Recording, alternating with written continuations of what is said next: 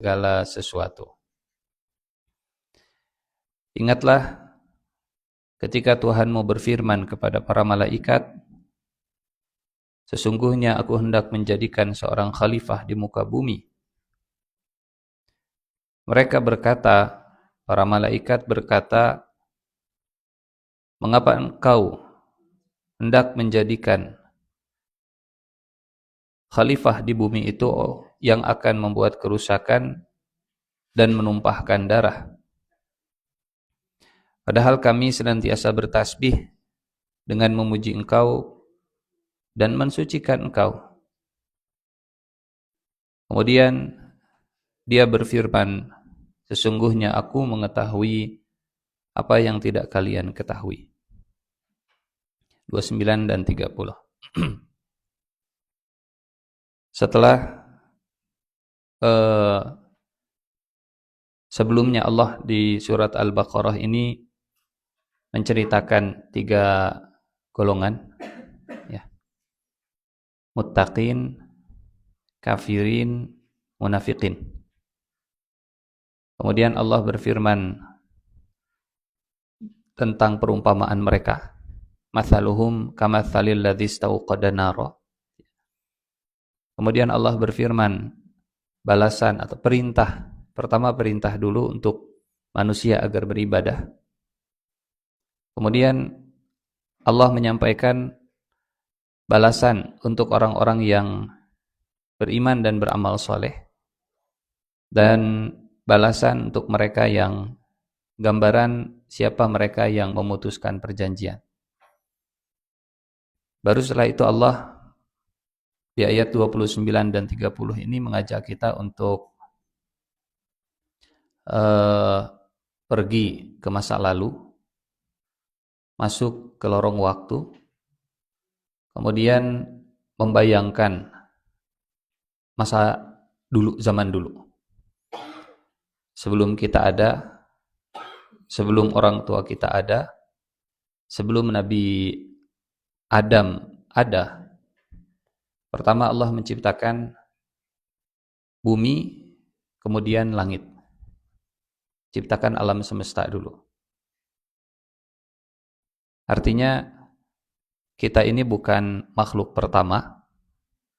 Kita ini hanya lanjutan dari sejarah yang dulu pernah ada. Ya.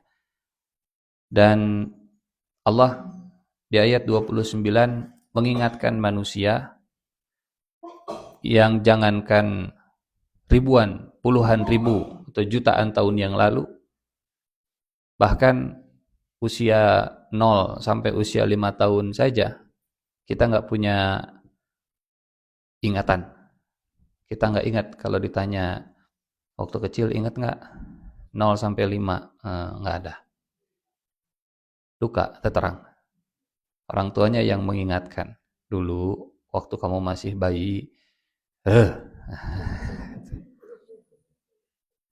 mungkin memori baru muncul di usia 6 tahun atau usia 4 tahun ke atas mungkin baru muncul memori.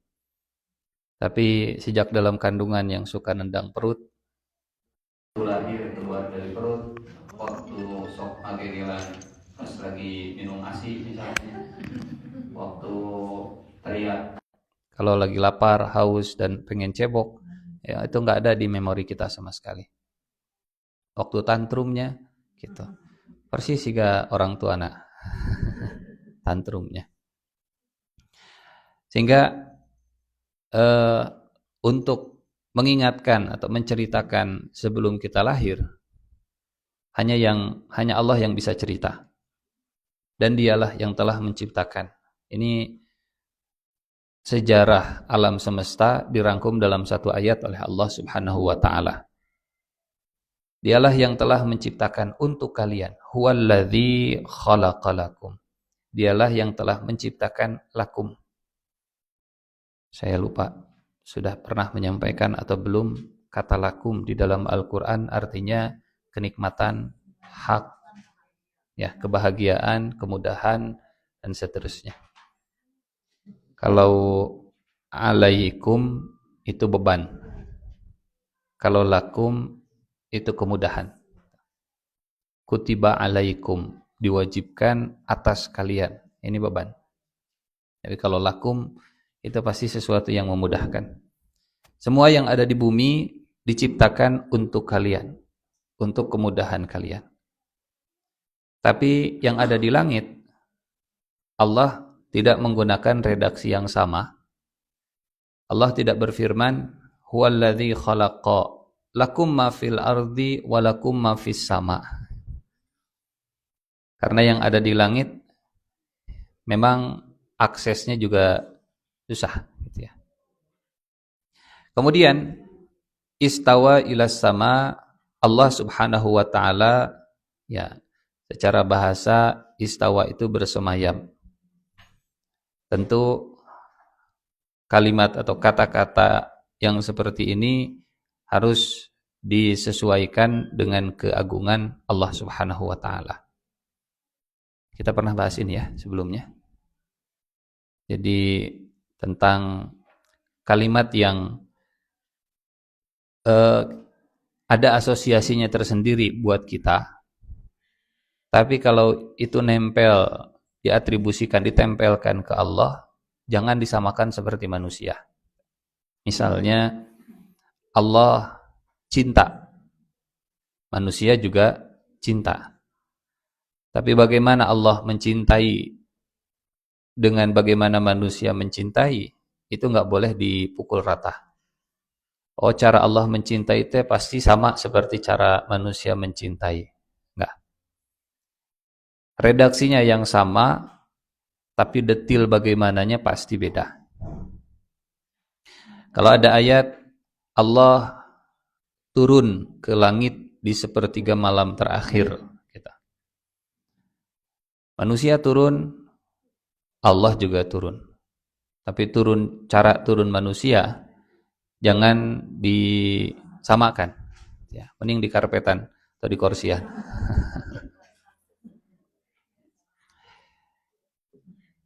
Allah di Al-Quran disebut wa yabqa wajhu rabbika zil jalali wal ikram. Wajhu terjemahannya wajah. Dan tetaplah wajah Tuhanmu, pemilik keagungan dan kemuliaan. Manusia punya wajah dan Allah juga ada wajah. Tapi jangan samakan wajah Allah dengan wajah manusia. Hanya namanya yang sama, tapi hakikatnya, detilnya, bagaimananya, jangan diasosiasikan, jangan digambarkan, dibayangkan seperti manusia. Ada hadis yadullahi fawqa aydihim, tangan Allah di atas tangan orang-orang yang beriman ketika mereka bersumpah setia kepada Nabi. Sahabat salaman ke Rasulullah, saya bersumpah untuk selalu setia kepadamu sampai mati. Kata Allah, tangan Allah di atas tangan mereka. Namanya sama, tapi hakikat, wujud, detil, bagaimananya nggak sama gitu ya. Ilustrasinya mah punten. Gajah punya kaki, ibu juga punya kaki. Tapi kan kita nggak mau kaki gajah. Hanya namanya sama, hakikatnya belum tentu sama. Tsumma stawa ilas sama, kemudian Allah bersemayam ke langit. Fasawwahunna sab'a samawat, lalu dijadikannya, ini terjemahannya bebas, bukan terjemahan yang presisi. Karena menjadikan langit jadi 7, itu dalam bahasa Arab menjadikan bisa ja'ala, bisa sawwara, bisa khalaqa. Tapi di sini Allah menggunakan diksi redaksi sawwa. Yang dalam bahasa Arab sawwa itu artinya membuat sama rata. Kalau di surat Al-Mulk Allah menyebutnya sab'a samawatin tibaqo. Tibaqo itu proporsional gitu ya, proporsional. Kemudian menjadikannya 7 lapis, menjadikan langit 7 lapis yang setara. Wa huwa bikulli syai'in alim, dan dia Allah Maha mengetahui segala sesuatu. Allahu Akbar. Apa maknanya ayat ini? Apa makna kalimat wa huwa bikulli syai'in alim di ujung ayat tentang penciptaan bumi dan 7 lapis langit? Tidak ada satupun di alam semesta ini kecuali semua ada dalam radar, pantauan, dan pengetahuan Allah Subhanahu wa Ta'ala. Sepinter-pinternya manusia, itu masih ada blind spotnya. Sepinter-pinternya Nabi dan Rasul, waktu Nabi Musa mengaku paling pinter, justru disuruh belajar lagi.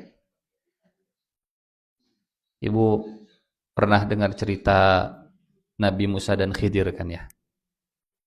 Kisah Nabi Musa dan Khidir itu awalnya saat Nabi Musa mengaku paling pinter. Ditanya sama Bani Israel, wahai Musa, man a'lam ahlil ardi? Siapa manusia paling pinter di muka bumi saat ini? Kata Nabi Musa, mamang. Saya, ana. Jawaban Nabi Musa begitu. Karena beliau Nabi, Rasul, Ulul Azmi, ya, puncak dari hierarki manusia di dunia. Tapi jawaban itu ditegur oleh Allah karena Nabi Musa tidak mengembalikan ilmunya ke Allah. Nabi Musa tidak menjawab wallahu a'lam, dan Allah lebih tahu. Jadi harusnya saat Nabi Musa ditanya siapa orang yang paling pintar, siapa yang paling pintar di alam semesta, di muka bumi ini, jawaban terbaik adalah wallahu a'lam, Allah yang lebih tahu. Turun Jibril, kata Jibril, Allah memerintahkanmu untuk mencari guru, belajar lagi, ngaji lagi. Ngaji kemana? Ke SBC hari Senin. Can aya baheula mah. Kemana? Cari guru di pertemuan 2 lautan. Lautan yang mana? Lautan ada banyak. Pokoknya kalau bekalmu hilang, bekalmu habis di pertemuan 2 lautan, di situ akan ketemu gurunya. Nabi Musa bawa bekalnya gudeg,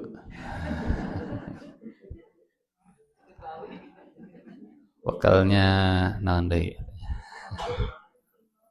timbal, bekalnya ikan. Nabi Musa bekal ikan.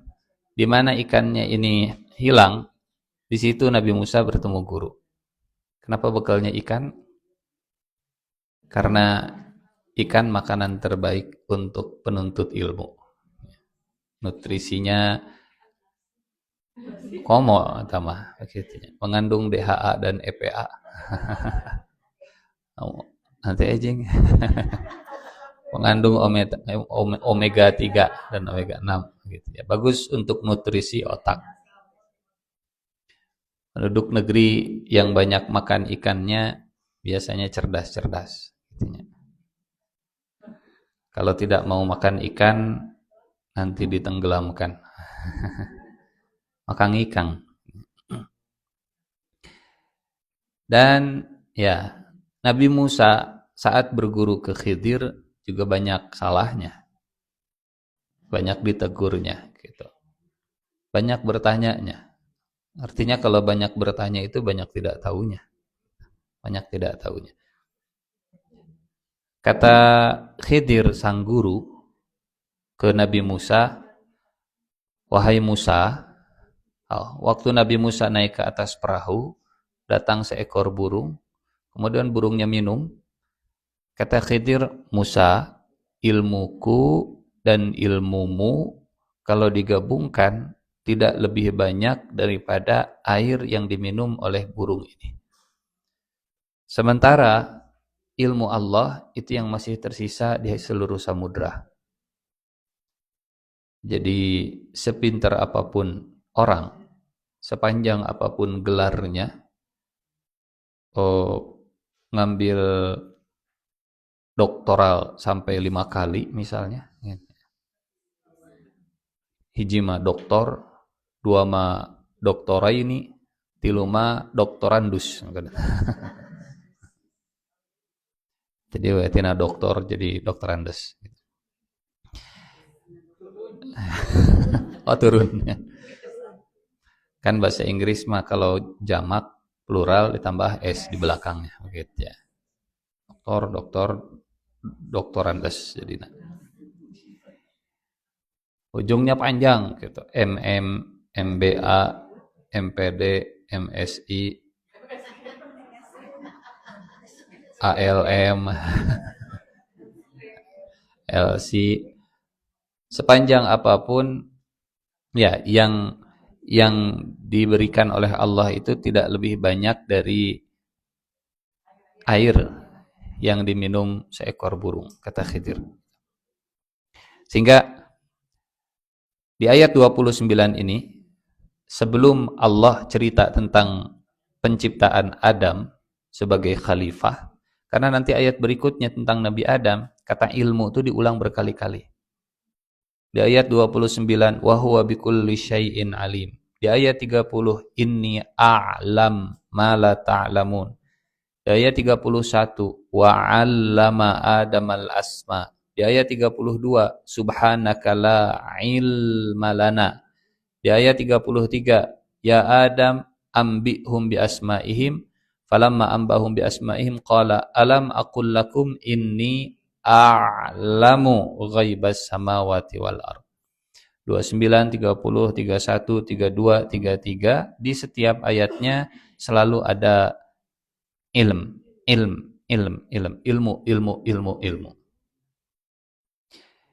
Ilmu Allah seluas ciptaannya, bahkan lebih dari ciptaannya.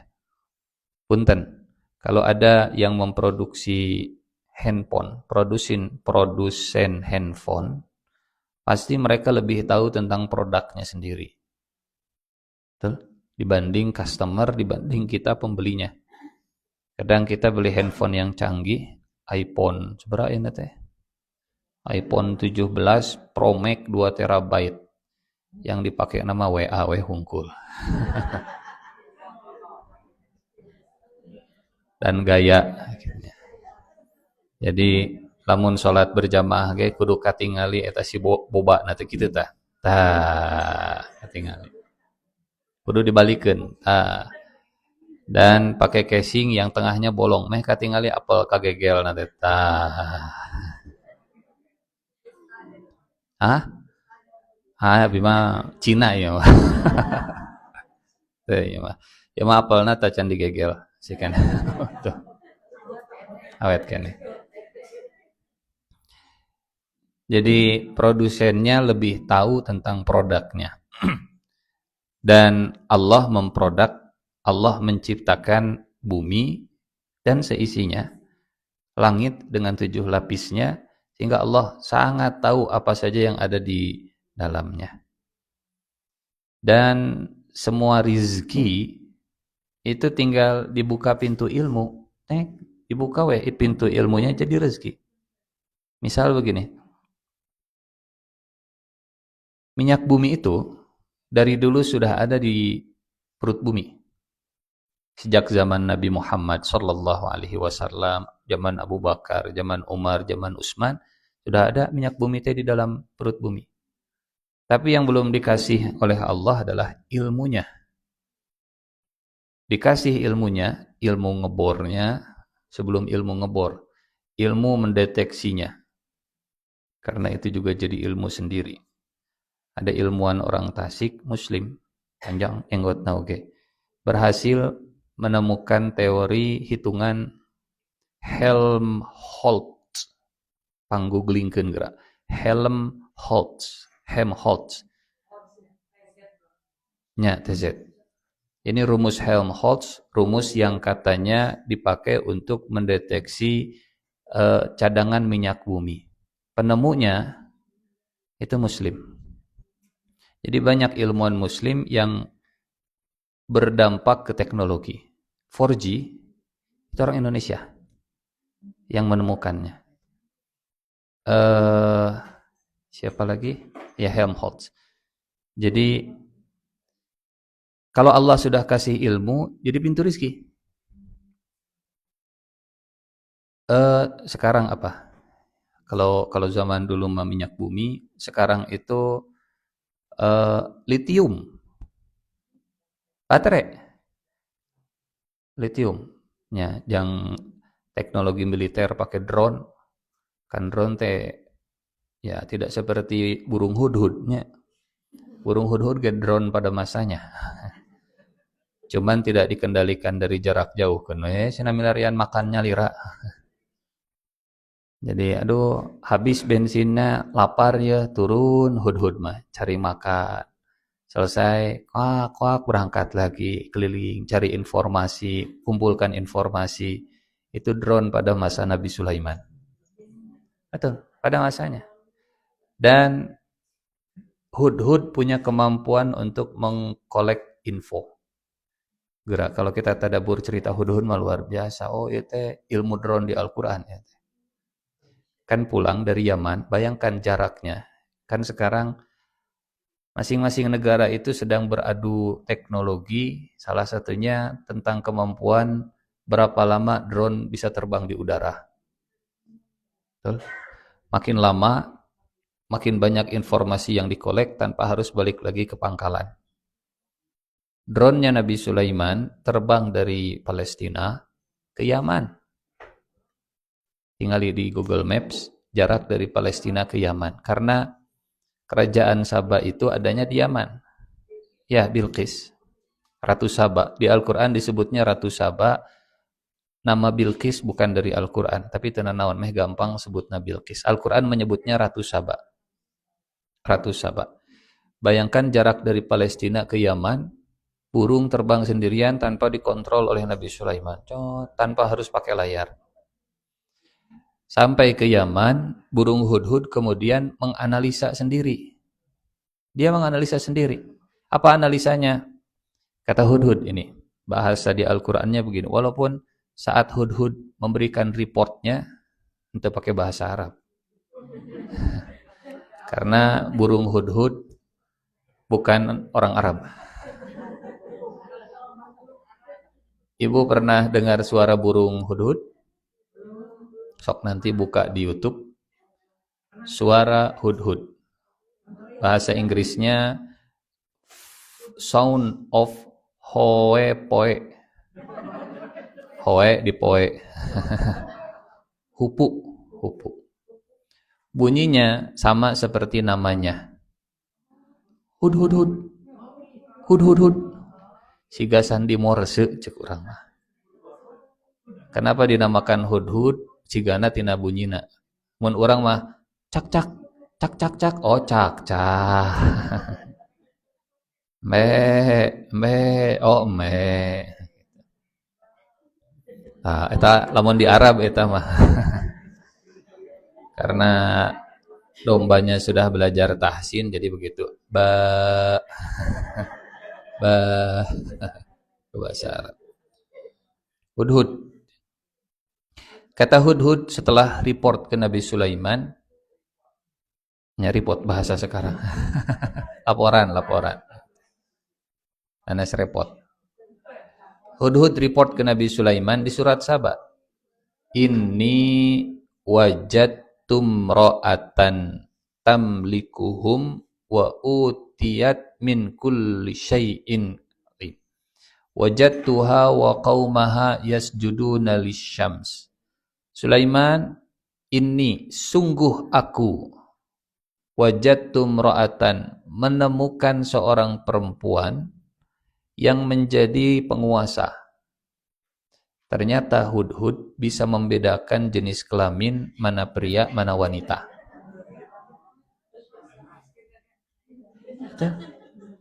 Kalimat pertama reportasenya Hudhud adalah inni wajatu imra'atan. Pilih penasaran. Ya bisa tidak tadabbur surat Al-Baqarah ya Maya. Surat Saba ayat ke punten bukan surat Saba, surat An-Naml. An-Naml ayat 23. An-Naml teh 27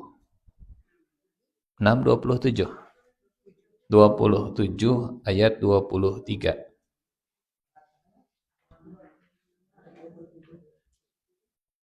27 ayat 23. Kata Hudhud, ini sungguh wajadtu, saya mendapati imro'atan, seorang wanita.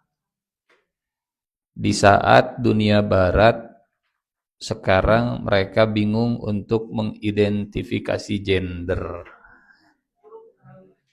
Burung tahu. Jadi kalau mereka orang barat sekarang mau dialog, ngobrol, ditanya dulu, pronouns-nya apa? Kamu mau dipanggil apa? She, they, apa baliut? Seekor burung bisa langsung mendeteksi, ini laki-laki, ini perempuan. Burung. Belum ada Neng Ai zaman dulu. AI. Belum ada AI.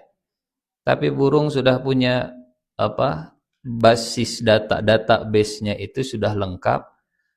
Oh, ini laki-laki, ini perempuan. Hudud. Inni wajadtu imra'atan. Yang kedua, tamlikuhum, yang memerintah mereka, yang menjadi raja. Oh, Masya Allah. Ini kalau dibuat simulasi, Bapak Ibu diminta masuk ke satu gedung di Tamrin misalnya, cari siapa penanggung jawab dan orang tertinggi di Tamrin ini, tanpa bertanya, hanya menganalisa. Karena kan burung tidak, ari di dieu saha ya. Hudhud kan tidak nanya. Hudhud tidak berdialog. Punten ari di dieu Pak RW saha. Betul. Aya ari burung hudhud nama. Cuman kita tidak diberi kemampuan untuk memahami bahasanya. Nabi Sulaiman. Jadi kalau kicauannya mah masih sama, hari ini juga begitu. Hud hud hud hud hud hud hud hud hud hud hud. Nah, tapi eta naon artina hanya Allah yang tahu. Hanya Allah yang tahu. Ibu datang ke satu kampung tanpa bertanya, cari siapa Pak RW dan Pak RT-nya. Bisa?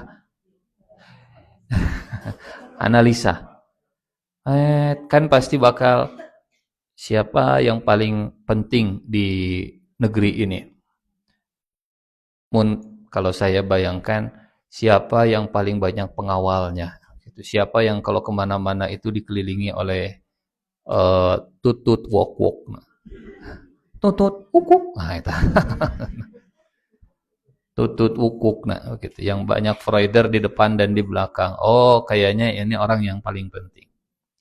Ini wajadtu imra'atan. Hudhud bisa menganalisa jenis kelamin. Hudhud bisa menganalisa siapa yang incas dan jadi pemimpin. Wa utiyat min kulli syai'in, dan dia dianugerahi segala sesuatu.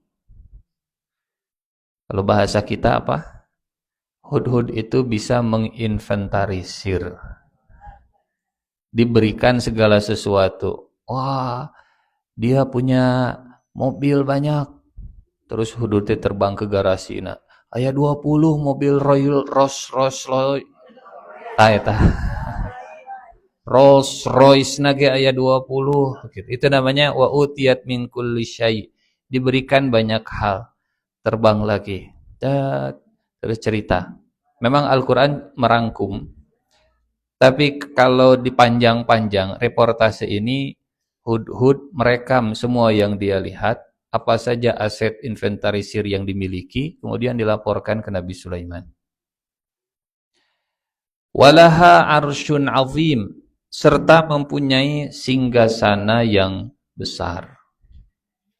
Punten, kalau seekor hudhud di kerajaan Sulaiman punya kemampuan sebegitu luar biasanya, kira-kira bagaimana Nabi Sulaimannya?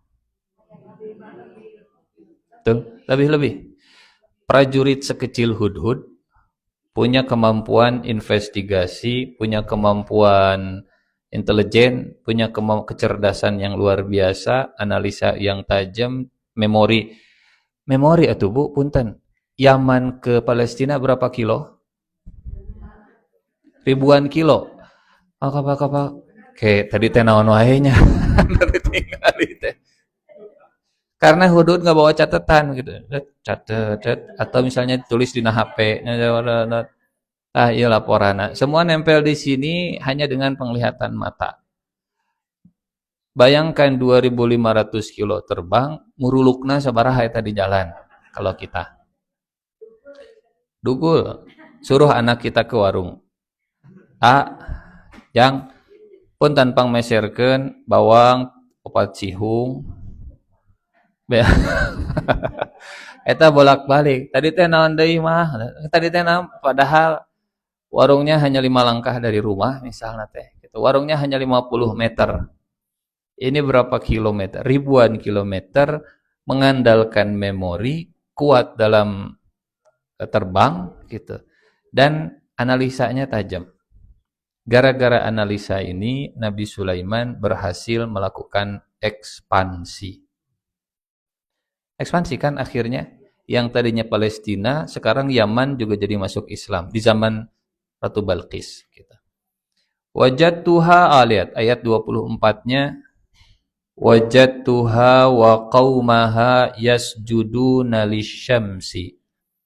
Aku mendapati dia Ratu Saba dan kaumnya menyembah matahari. Punten. Ini analisa hudhud tentang ideologi satu masyarakat. Ideologinya, akidah yang dipegang oleh masyarakat itu diperhatikan. Saya nggak bisa membayangkan berapa lama hudhud menganalisa negeri Sabak, ukurilingan begitu, dan menyembah matahari diabadikan di dalam Al-Quran. Lamun baheula mah zaman Jepang teh naon, menghadap matahari waktu terbit, ikigayo ikigayo, kimigayo.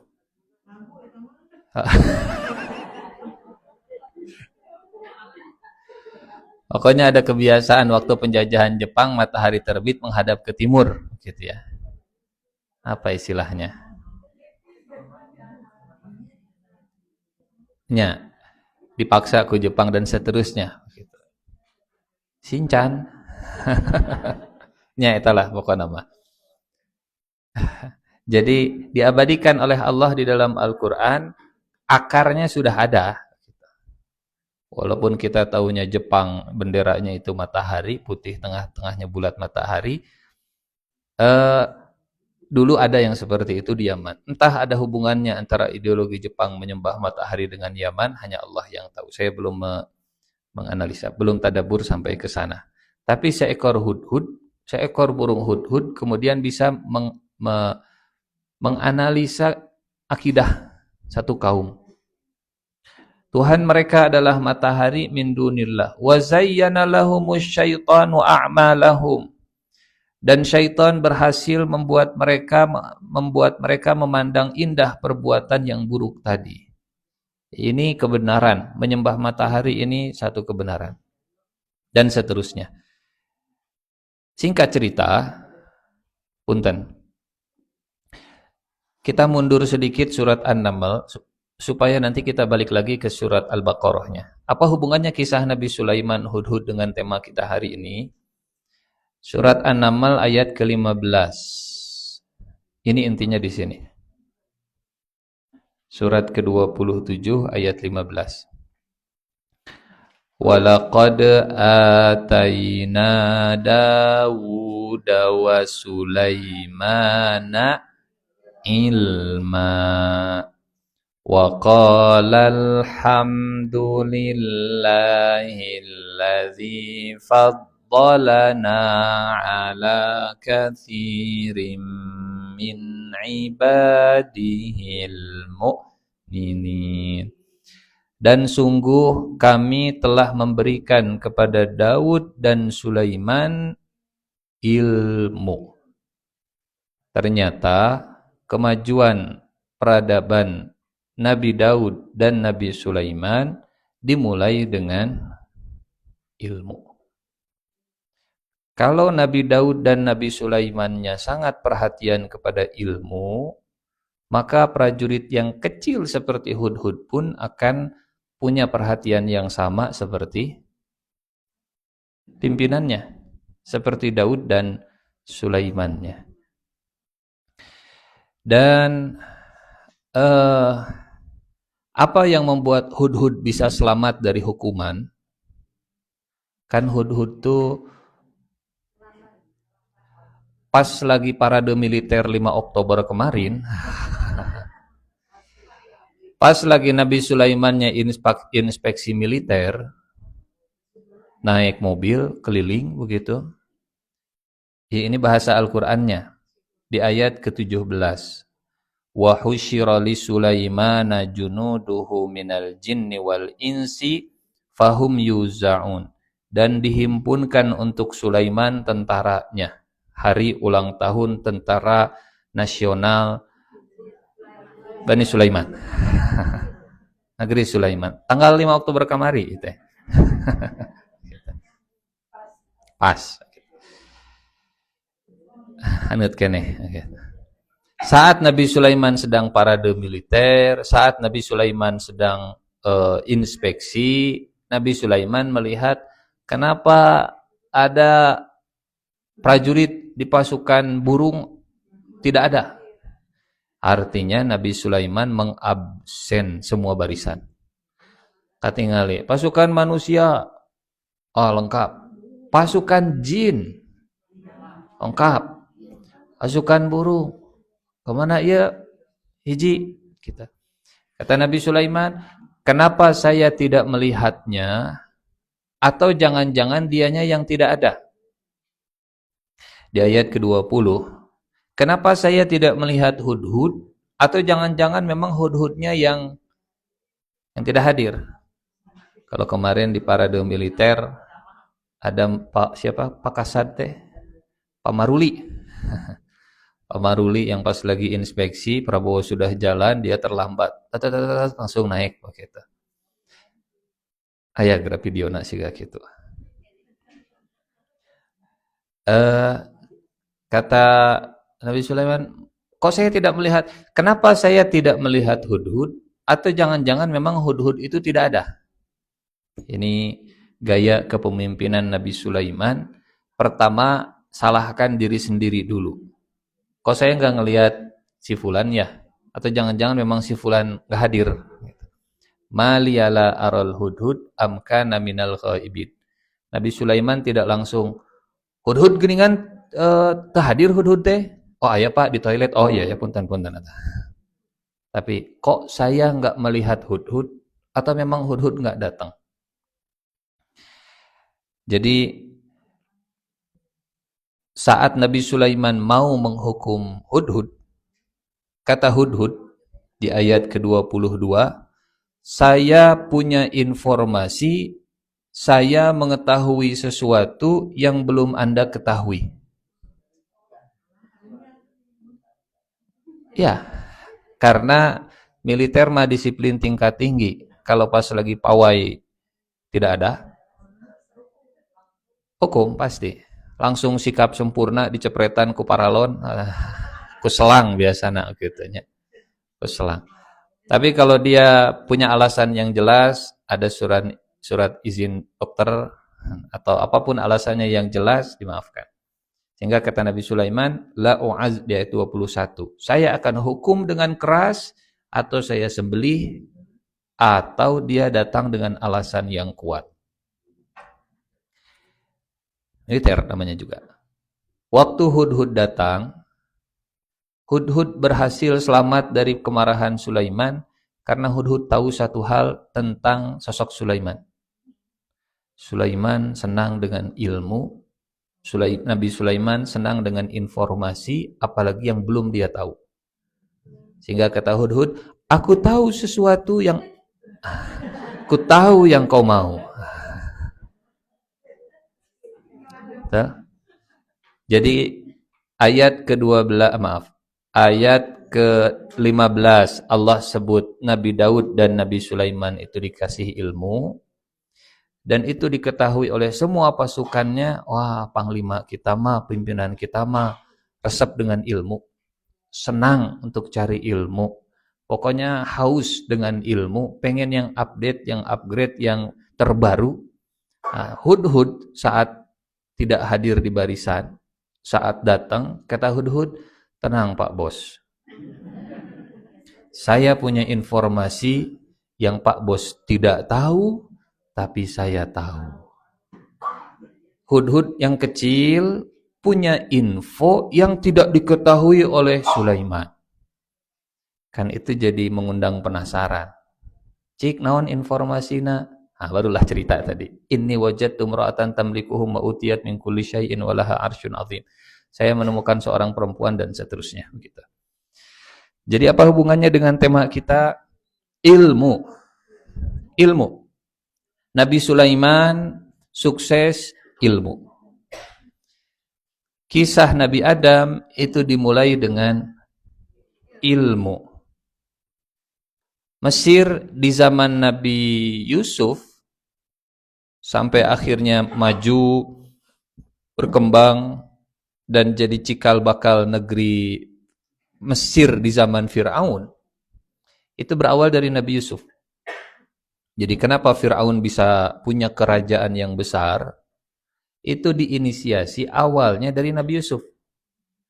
Yusuf tinggal di Mesir, jadi menteri, dan saat Nabi Yusuf jadi menteri, Yusuf punya program kerja selama 15 tahun. Renstra, baheula mah ya GBHN. Gede bujur hese nonggeng. Baheula mah aya GBHN, garis-garis besar haluan negara begitu. Program kerja Nabi Yusuf selama 15 tahun. 7 tahun kita tingkatkan kualitas dan kuantitas produksi pangan, menyiapkan 7 tahun berikutnya karena akan terjadi paceklik, ketahanan pangan kita akan menentukan masa depan kita. Nanti setelah 14 tahun bakal datang 1 tahun masa hujan deras dan tanam-tanaman akan tumbuh. Kalau kita berhasil mempersiapkan 7 tahun masa paceklik, kita akan bisa menolong bukan hanya rakyat kita sendiri, tapi masyarakat yang ada di sekitar kita. Itulah cikal bakalnya. Sehingga sejak zaman Nabi Yusuf, Mesir itu makin lama makin maju. Dimulai dari ketahanan pangan, dimulai dari peningkatan kapasitas produksi pangannya, sampai bisa nolong warga sekitar. Kan begitu cerita Nabi Yusufnya. Cerita Nabi Yusuf. Sehingga yang kebagian enaknya itu Fir'aun. Cuman sayangnya Fir'aun jadi ngagaleong. Sudah dikasih kesejahteraan, tapi malah jauh dari yang memberikan kesejahteraan. Jadi punten, Bapak Ibu, sejahtera dan aman itu bukan tujuan. Sejahtera dan aman itu jalan menuju peribadatan. Falyabudu rabba hadzal bait alladzi at'amahum min ju'in wa amanahum min khauf. Mengenyangkan perut dan memberi rasa aman tujuannya supaya orang mau dan gampang diajak menyembah Allah. Jadi apa bedanya negeri yang islami dengan negeri yang tidak islami? Kalau negeri yang tidak islami, tujuan utamanya hanya ngasih kenyang, ngasih aman, selesai. Kalau negeri yang islami, ngasih kenyang, ngasih aman, supaya mereka ingat dan mudah untuk menyembah Allah. Jadi ngasih kenyang dan ngasih aman itu bukan tujuan, itu hanya perantaraan saja. Tujuan utamanya bukan itu. Tujuan utamanya adalah falyabudu rabb hadzal bait alladzi at'amahum min ju'in wa amanahum min khauf. Baik. Naon tadi terjadi ka dieu nya? Ilmu-ilmu lah intinya. Adam kisahnya dimulai dengan ilmu. Daud dan Sulaiman kisahnya dimulai dengan ilmu. Yusuf kisahnya dimulai dengan ilmu. Kisahnya dimulai dengan ilmu. Dan kalau saya tidak salah, waktu Jepang hancur di Hiroshima Nagasaki, dibom atom, pertanyaan pertama dari sang kaisar adalah Hirohito bahlatanya. Kata sang kaisar, berapa jumlah guru yang masih ada di negeri Jepang? Ilmu. Jadi pada akhirnya rumusan ini relevan sepanjang zaman, sejak zaman Nabi Adam sampai hari ini. MBG hanya perantara menuju falyabudu. MBG itu program yang bagus, asal jangan ada daging babina weh begitu. At'amahum min ju'. Naon jadi ka dieu ieu teh nya. Surat Al-Baqarah, balik lagi surat Al-Baqarah.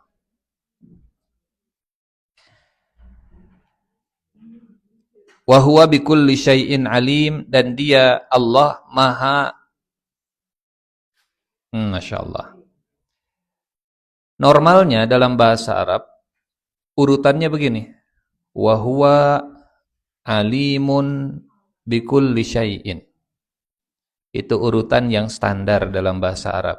Dan dia maha mengetahui segala sesuatu. Terjemahannya begitu?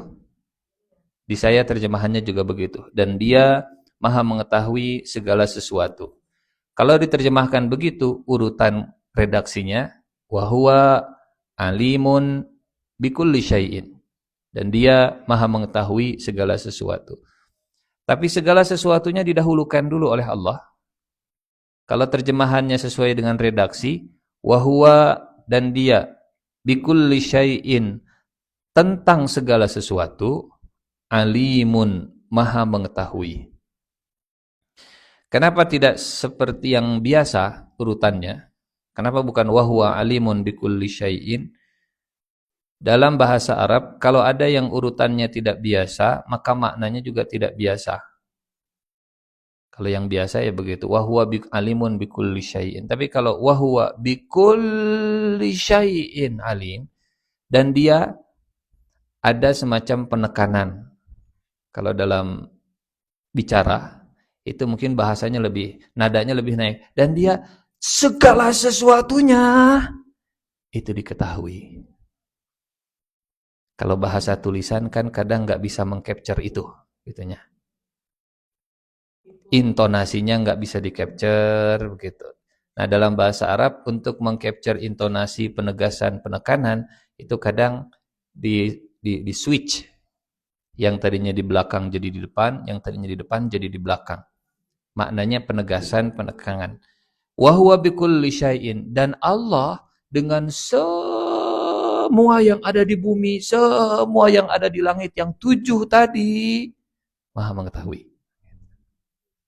Maha mengetahui. Kenapa ayat ini? Karena di ayat berikutnya Allah Subhanahu wa taala ingin menciptakan satu makhluk yang baru sesuai dengan pengetahuan Allah Subhanahu wa taala yang tidak diketahui oleh makhluk yang lainnya.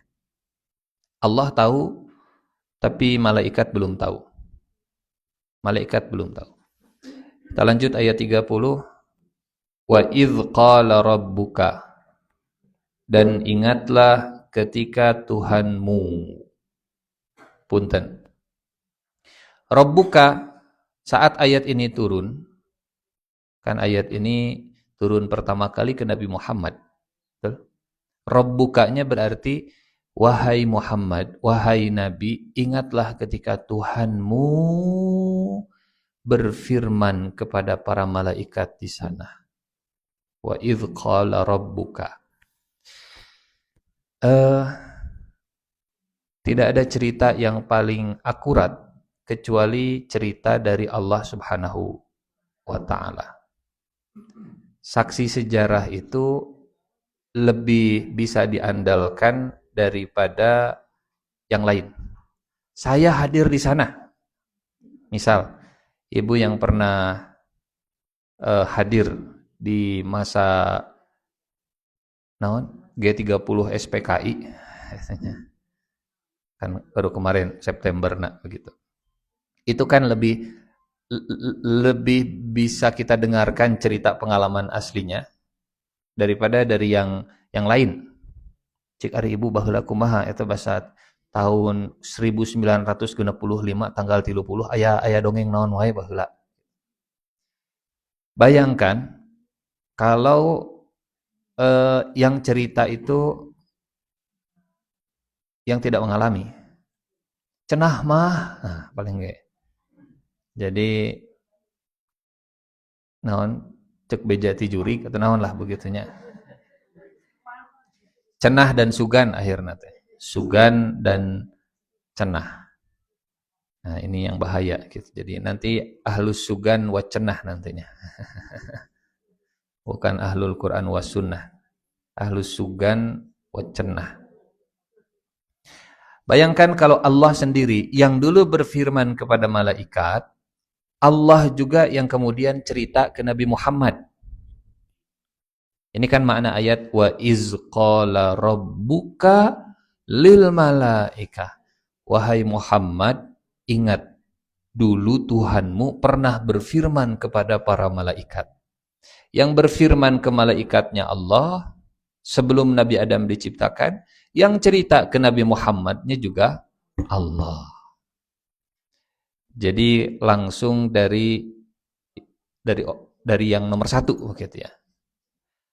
Saya pernah baca tentang apa istilahnya teh pengklasifikasian berita. Taksonomi aya nu A1, A2, A3, A4, A5, B1, B2, B3, B4, B5. Jadi katanya Bapak Ibu untuk menilai satu berita itu dibagi jadi dua. Menilai orangnya yang ngasih berita dan menilai isi beritanya. Kalau orangnya bisa diandalkan, maka penilaiannya A. Kalau enggak bisa, kalau kadang suka salah, B. Kalau di bawahnya lagi C, D, E. Jadi makin jujur orangnya, makin kredibel orangnya, makin enggak pernah salah ngasih informasi orangnya, nilainya A. Kemudian yang kedua, isinya, kontennya. Kalau kontennya itu terkonfirmasi, nanya ke siapapun, oh iya, ini benar, confirm, maka nilainya 1. Jadi kalau orangnya kredibel, beritanya terkonfirmasi, nilainya jadi A1. Bayangkan kalau yang menceritakan ke Nabi, itu yang dulu menyampaikan ke malaikat. Ini mah di atas A1 lagi. Wa iz qala rabbuka lil malaikah. Tuhanmu dulu wahai Muhammad pernah berfirman kepada para malaikat. Itu kan informasi yang paling valid begitu ya, kabar yang paling valid. Wa iz qala rabbuka lil malaikati inni ja'ilun fil ardi khalifah. Ingatlah ketika Tuhanmu berfirman kepada para malaikat, inni sungguh aku ja'ilun benar-benar akan menjadikan fil ardi di muka bumi khalifatan seorang khalifah. Pertama kalinya dalam Al-Quran dari surat Al-Fatihah Allah menyebut kata khalifah. Apa makna khalifah? Secara bahasa dari kata khalfun. Khalfun itu artinya di belakang. Kalau di depan amamun. Di depan amamun, di belakang khalfun, di kanan yaminun, ya, di kiri kuahun. Karena di sini yamin, di dia pakai kuah. Yaminun yasarun. Boro serius didangukan. Di depan amamun, di belakang khalfun, di kanan yamin, di kiri kuah. Kiri yamin yasar. Nah, kenapa khalifah disebut khalifah? Karena posisinya ditinggalkan di belakang. Tinggalkan di belakang. Imam disebut imam karena dia di depan. Khalifah disebut khalifah karena posisinya tapi di belakang siapa? Di belakang siapa? Ah, itu dia. Abu Bakar disebut khalifah. Di belakang siapa Abu Bakar? Di belakang Nabi Muhammad sallallahu alaihi wasallam. Umar disebut khalifah. Di belakang Abu Bakar, di belakang, kalau bahasa kita, makna pertama dari khalifah ini adalah penerus, pelanjut yang ada di belakang kita. Makna pertama dari kata khalafah. Lihat di surat yang lain Allah menggunakan redaksi ini. Fa khalafa mim ba'dihim khalfun. Surat Maryam ayat 59. Surat 19 ayat 59. Maka datanglah sesudah mereka pengganti. Fa khalafa mim ba'dihim khalfun. Maka datanglah sesudah mereka pengganti. Jadi apa itu khalifah secara bahasa? Yang datang sesudah, yang ada di belakang, yang ngikutin dari belakang. Namanya khalifah. Dan gampangnya begini Bu, memahami khalifah itu secara bahasa ya. Ibu mau pergi, kunci rumah dititip ke anak yang paling besar. Neng, Mama mau umroh dulu ya, misalnya. Kapan? Kapan Bu Rika? Kapan-kapan, mau beja-beja rahasia. Mau umroh dulu, kapan? Nanti akhir Oktober misalnya. Oh, terus nitip ya kunci rumah, silahkan. Moal kunci berangkas.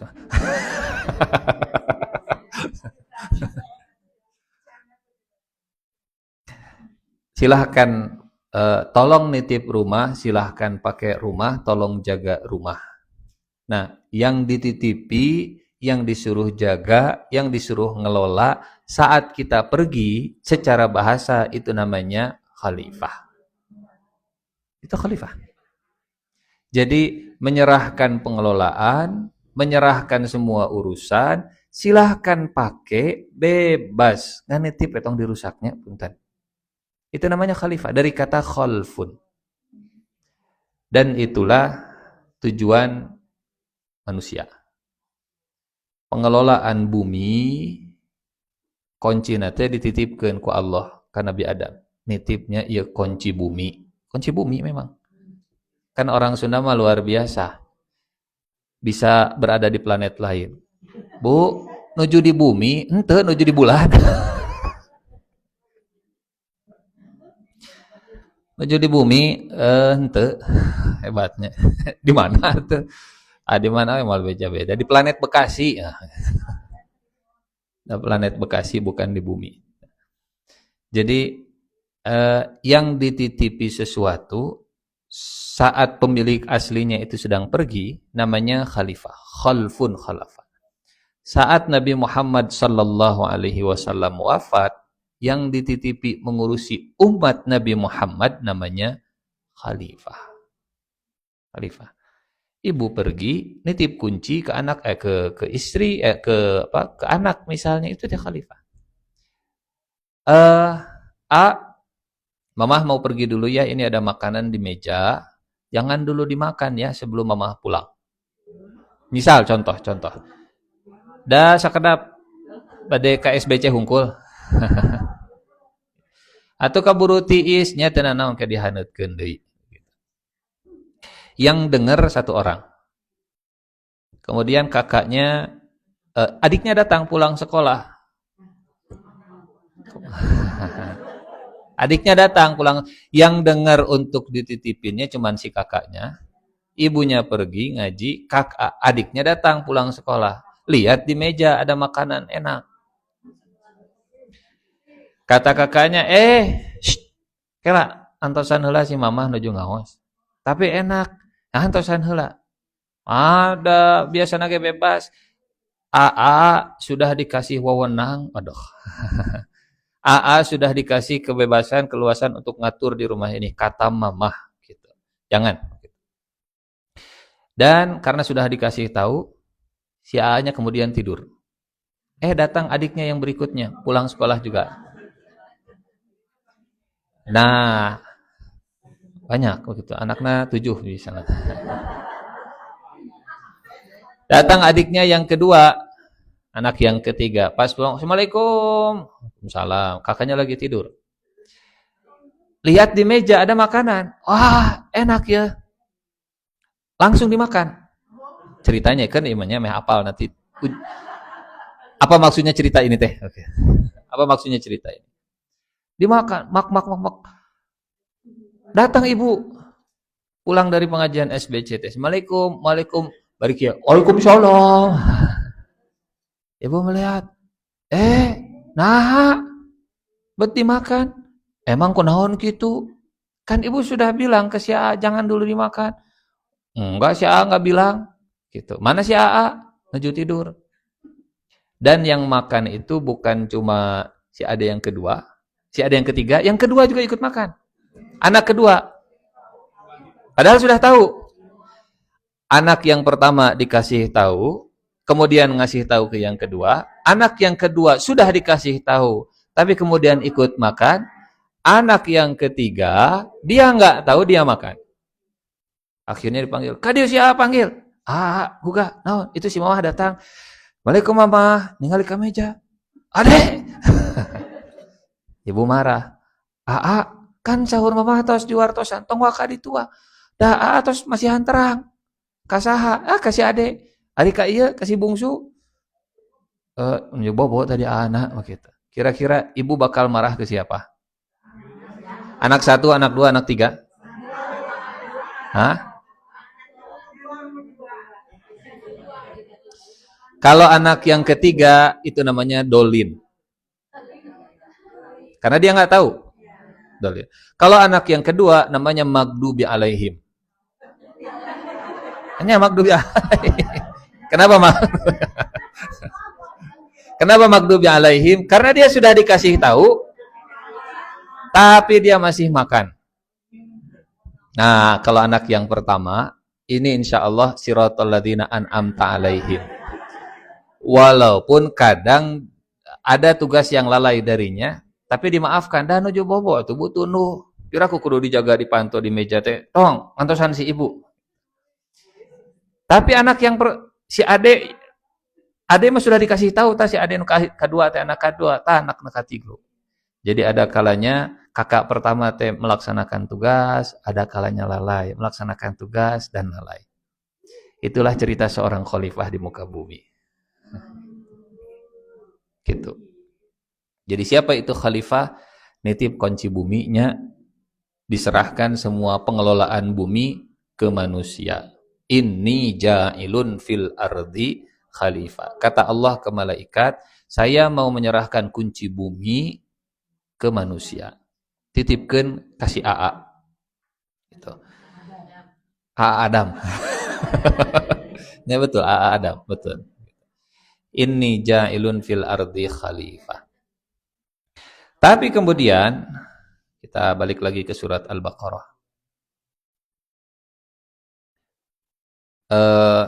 Dari sini mudah-mudahan makna khalifah itu tidak lagi pikasyunun, sensitif dan seterusnya. Sesimpel itu makna khalifah. Nitip kuncinya, kata Allah teh ke Adam, siap. Nah, itu berarti khalifah. Ibu bilang ke anak, nitip kuncinya, itu teh khalifah, secara bahasa. Nanti bentuknya dalam keluarga, di masyarakat, Pak RT teh khalifah, Pak RW teh dalam skalanya, dalam skalanya. Tentu yang makin besar juga amanahnya. Punten, Bu, punten. Waktu Nabi Adam diminta jadi khalifah di muka bumi, turun ke muka bumi, ada berapa orang di muka bumi? Dua. Adam dan eta khalifah teh. Duaan dalam bentuk keluarga. Berkembang, punya anak, punya cucu, punya cicit, punya janggawareng, udeg-udeg, kakait siwur, naon deui sebutanna, berkembang, Pak Habil mah, oh Habil meninggal. Pak, saya mah hoyong ka ditu ka pulau mana gitu, sok didinya, urus tah didinya. Maka saat itu yang jadi khalifah di benua Asia, anak Adam namanya Fulan. Yang jadi khalifah di benua Amerika misalnya, anak Adam namanya Fulan. Dan masing-masing mengelola satu daerah, koordinatornya siapa? Adam alaihi salam. Jadi di keluarga kita khalifah, di masyarakat kita khalifah, di Jawa Barat kita khalifah, di negeri kita khalifah. Nah, yang belum yang selalu diinginkan adalah di seluruh dunia. Eta. Nya eta keneh. Khalifah itu orangnya, khilafah itu sistemnya, bentuknya. Jadi khilafah yang paling kecilnya di keluarga kita. Paling kecil. Karena Nabi Adam waktu jadi khalifah di muka bumi teh keluarga dulu. Baik. Inni ja'ilun fil ardi khalifah. Kata Allah, aku akan menjadikan di muka bumi seorang yang aku titipkan kunci di sana. Yang ngurus di muka bumi, yang jadi khalifah di muka bumi. Ada yang protes, bukan protes, ada yang mempertanyakan. Padahal saat Allah berfirman, firman Allah itu bukan untuk dipertanyakan. Firman Allah ini adalah pengumuman, bukan minta pendapat, komo pendapatan. Kita boleh beda pendapat. Tak komo pendapatan biasa. Allah ketika berfirman bukan untuk minta masukan. Allah berfirman hanya untuk ngasih pengumuman. Inni ja'ilun fil ardi khalifah. Kemudian malaikat bertanya, dan Bu punten, pertanyaan malaikat ini tidak disebut pembangkangan. Malaikat, masa malaikat bermaksiat? Masa malaikat membangkang? Justru yang tidak bertanya itu iblis. Ya. Iblis dia tidak komentar sama sekali.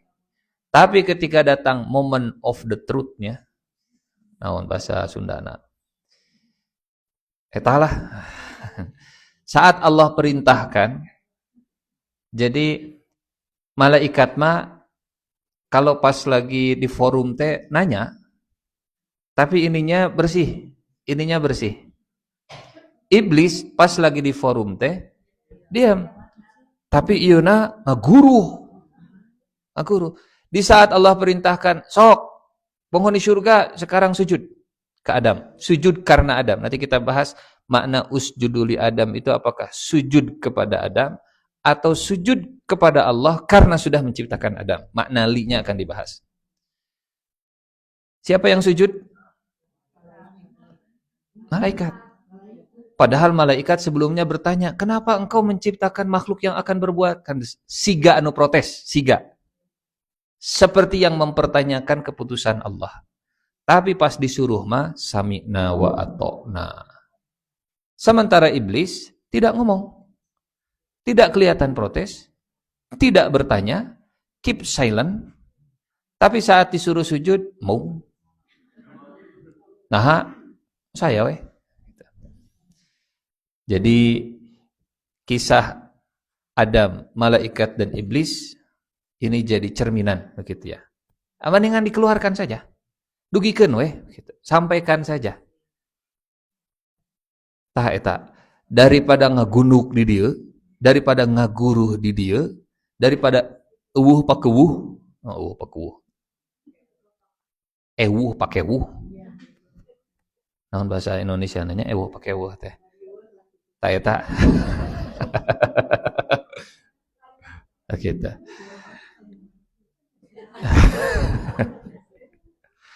Jadi malaikat mah menyampaikan apa yang mau mereka sampaikan, tapi giliran diperintahkan mereka akan nurut.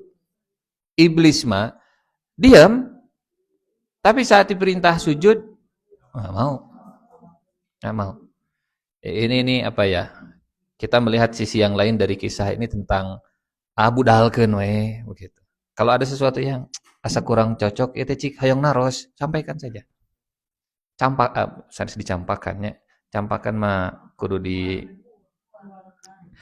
Tapi kalau kita sudah pernah imunisasi virus campak aman insyaallah. Tidak akan kena campak lagi. Kata malaikat, ataj'alu fiha man yufsidu fiha wa yasfikud dima. Ya Allah, mengapa? Sebetulnya bukan mengapa, terjemahan aslinya apakah? A itu apakah?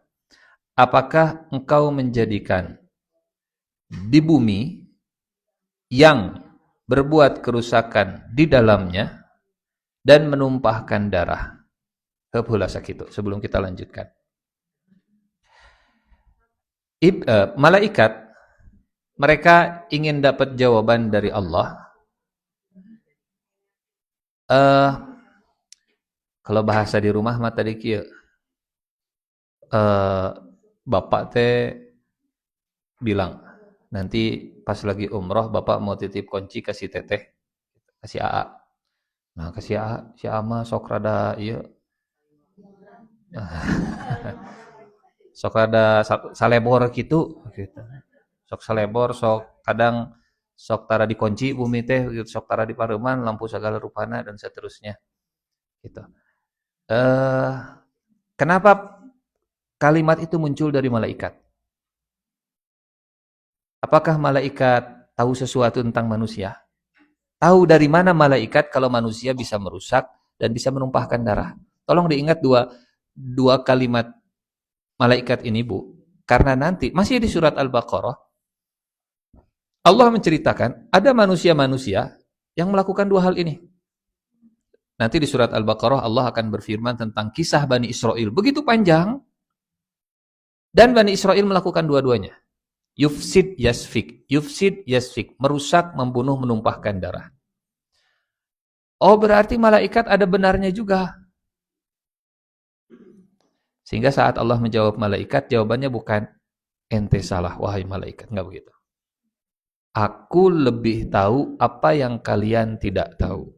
Allah tidak mengatakan kalian benar. Allah tidak mengatakan kalian salah. Allah hanya berfirman, aku tahu apa yang kalian tidak tahu. Artinya, ya ada yang seperti itu nanti. Tapi ada yang kalian tidak tahu. Karena di antara khalifah bakal ada Daud, Sulaiman, Adam, Idris, Nuh, Hud, Saleh, Ibrahim, Lut, Ismail, Ishak, Yaqub, Yusuf, Ayub, Syuaib, Musa, dan para pengikut-pengikutnya, Nabiyyin, Siddiqin, Syuhada, Salihin. Mereka orang-orang yang tidak akan yufsid dan yasfik. Mereka tidak akan merusak dan mereka tidak akan menumpahkan darah. Tapi pertanyaannya, dari mana malaikat tahu? Pastikan ada naon, lamun di neng ai mah tergantung neng AI gitu. Jawabannya AI itu tergantung data yang diinput ke dia. Nah, input data atau informasi awal malaikat itu dari mana sumbernya? Padahal Adamnya itu belum diciptakan. Manusianya belum turun ke bumi. Belum bertugas sebagai khalifah, tapi jawaban malaikat, kalimat malaikat begitu. Kita dicek di tafsir, ternyata kata para ulama tafsir, malaikat itu menyangka bahwa informasi yang dimiliki oleh malaikat itu berawal dari dulu Bumi itu dikelola, yang dititipi kuncinya itu adalah bangsa jin. Sebelum manusia jadi khalifah, sebelum kunci bumi dititipkan ke manusia, sebelumnya kunci bumi dititipkan ke bangsa jin. Dan iblis dari bangsa iblis, malaikat atau jin?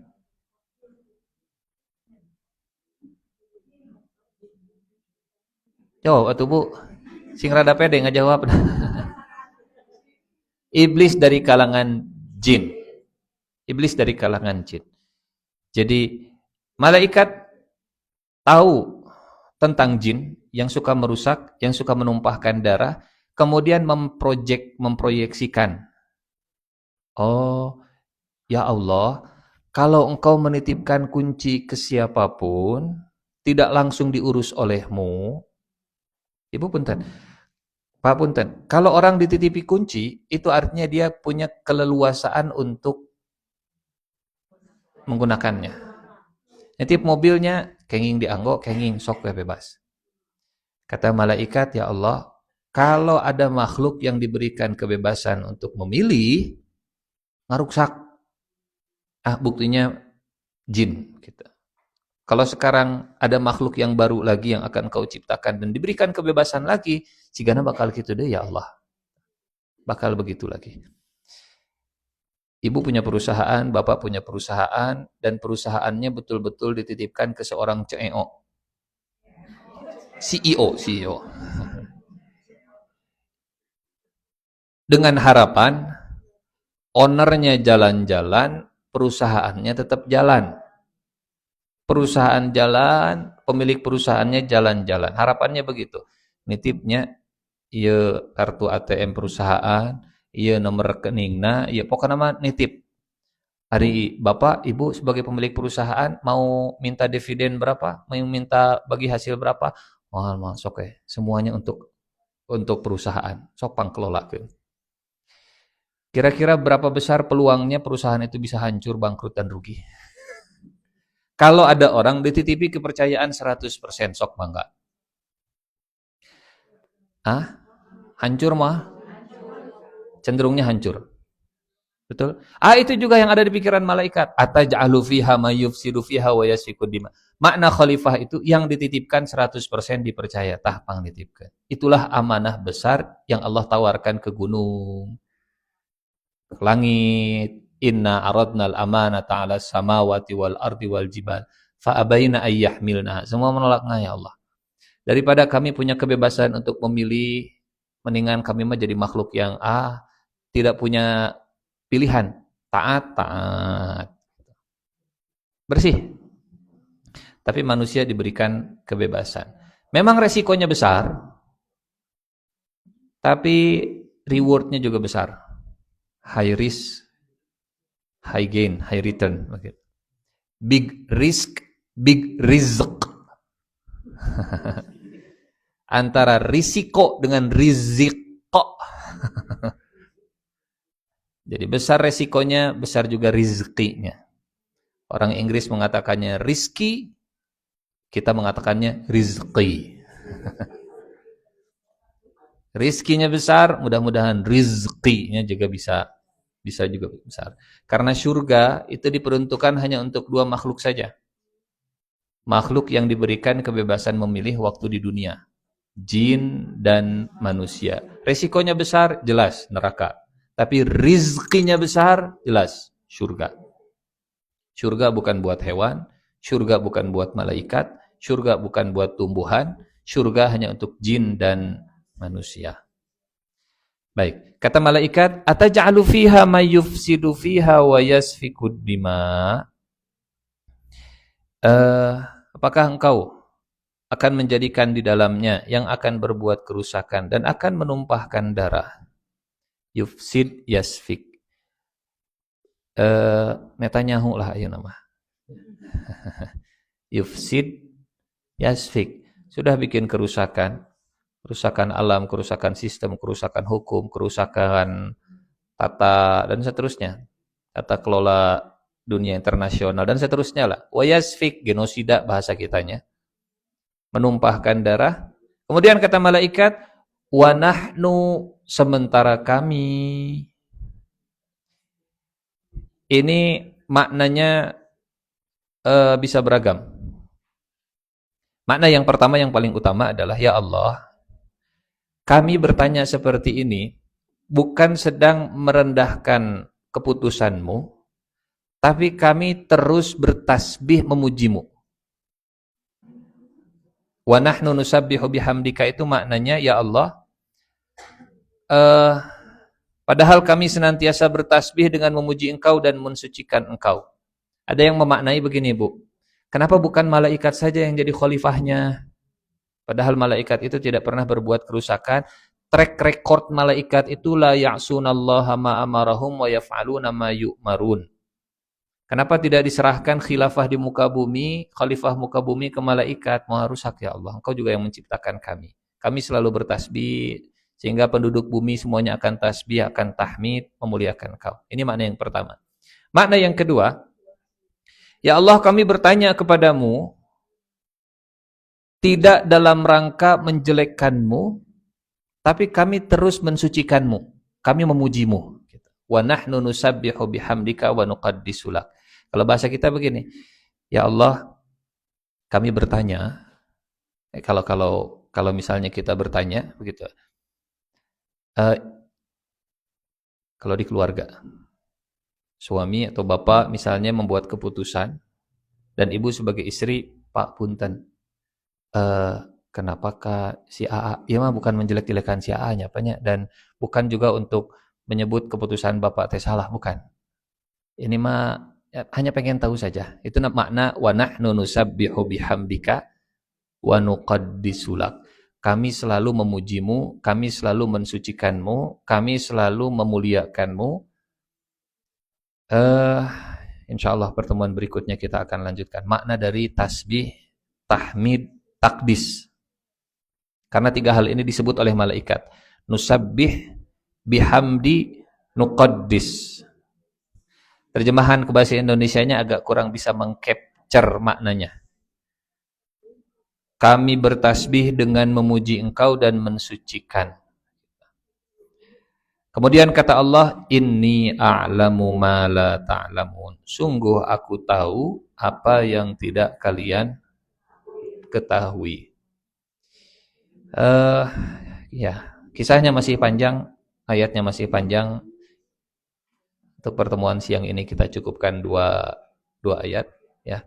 Dengan harapan mudah-mudahan sedikit tapi continue bisa lebih mudah untuk dicatat, lebih mudah dimaknai dan dihafalkan insyaallah. Gitu ya. Sebelum ditutup, ada yang mau ditanyakan, didiskusikan, menambahkan, silahkan. Enggak, silahkan.